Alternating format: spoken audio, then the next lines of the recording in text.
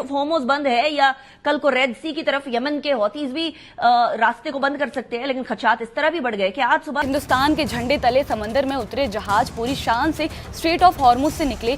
और उससे पाकिस्तान के लिए लेसन्स क्या हैं? Crude tanker has safely reached Mumbai. The first ship to cross the conflict-hit Strait of Hormuz and arrive in India.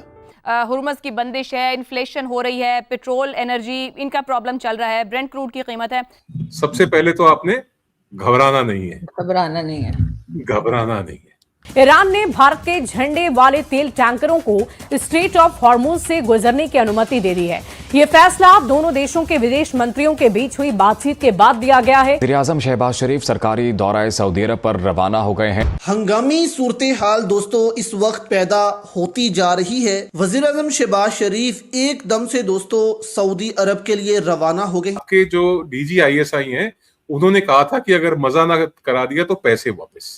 तो अब पैसे वापस करने का टाइम आ गया पाकिस्तान का। पाकिस्तान जो है वो ईरान से ना तेल ले सकता है, अफगानिस्तान से फड्डे में है, इंडिया के साथ फड्डे में है। आप कहते हैं ईरान से हम तजारत भी ना करें, तो फिर एक्चुअल ईरान जो है वो चाइना को भी बेच रहा था अपना तेल, इंडिया को भी बेच रहा है, रशिया के साथ भी ट्रेड कर रहा है, अजरबैजान के साथ भी कर रहा है, टर्की के साथ भी कर रहा है। तो मैंने कहा सैंक्शंस तो पाकिस्तान पे लगी हुई हैं। तो मैं आपको ये बता दूं कि you are walking on a tight rope and you are falling every second. आप हर सेकेंड गिर रहे हो। नमस्ते दोस्तों, जय हिंद।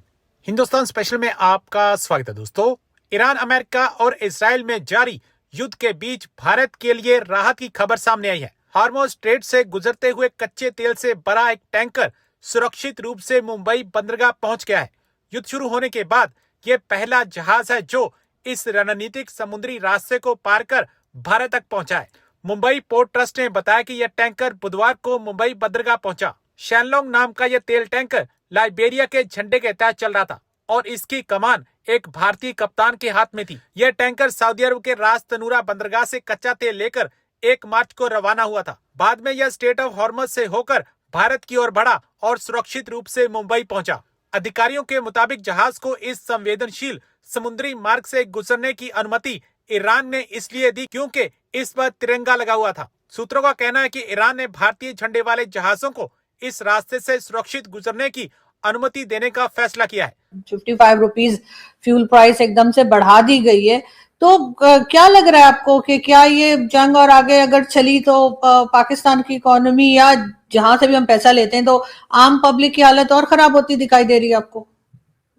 आम पब्लिक की हालत ठीक कब थी पाकिस्तान में? पहली। दूसरी बात यह है कि 55 रुपए तो बढ़े, इतना क्यों घबरा रहे हो आप? सिर्फ 55 रुपए पर लीटर बढ़ा है। 55 रुपए में घबराना नहीं चाहिए। और आपको हमेशा याद रखना चाहिए पाकिस्तानी कौम को, जो आपके साबिक वजीर आजम है इमरान खान साहब, उन्होंने क्या कहा था? सबसे पहले तो आपने घबराना नहीं है, घबराना नहीं है, घबराना नहीं है। तो आप घबराइए मत। और जब भी रेट बढ़े और आपके जो इख्तियार में लोग हैं जो आज सरकार में बैठे हैं, उनको कहिए अच्छा जी और बढ़ा लीजिए।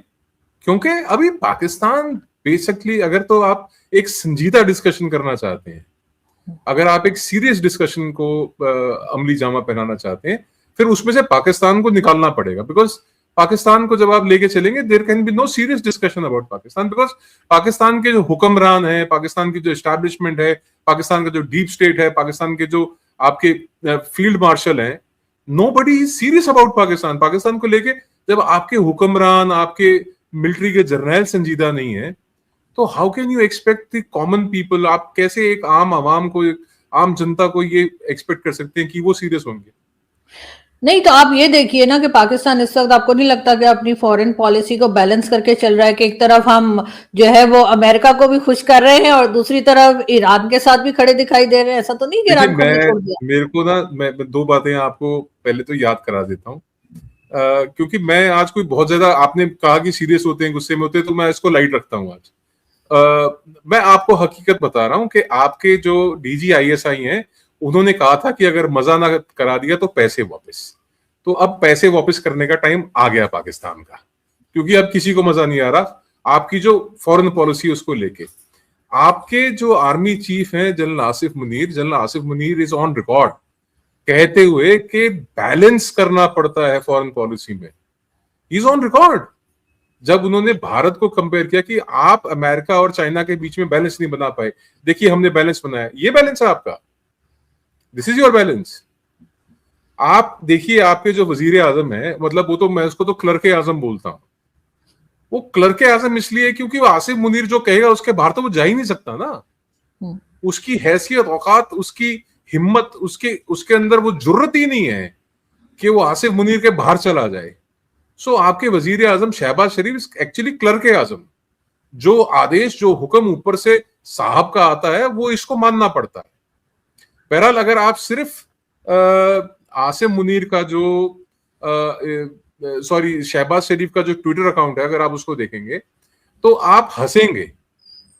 एक तरफ तो ये ईरान के अंदर जो नए सुप्रीम लीडर एस्टैब्लिश हुए हैं उनको बधाइयां दे रहे हैं ये, दूसरी तरफ ये तुर्की को, अजरबैजान को, सऊदी को और दीगर मुल्कों को ये ट्वीट करके कह रहे हैं कि साहब जो आपके देश के ऊपर, आपके मुल्क के ऊपर जो हमले हुए हैं, जो उसमें लोगों को नुकसान हुआ है, उससे हम बहुत आहत हैं जी, वी फील वेरी बैड। और 2 यूएई के अंदर पाकिस्तानी जो मारे गए हैं, अब आप पाकिस्तानी जो मारे गए हैं उनके हाथ, उनके खून से जिसके हाथ सने हैं, आप उसको मुबारकबाद दे रहे हैं और इसको आप फॉरेन पॉलिसी की बैलेंसिंग कहते हैं।